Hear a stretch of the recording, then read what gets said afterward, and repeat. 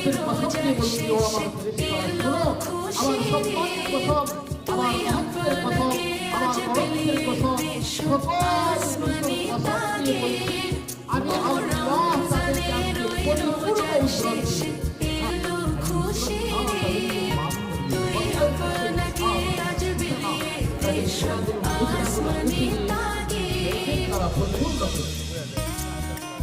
এটাই হলো মুমিনের সফলতা, এটাই হলো একজন মুসলমানের সফলতা, এটাই হলো একজন ঈমানের সফলতা, ঈমানদারের সফলতা।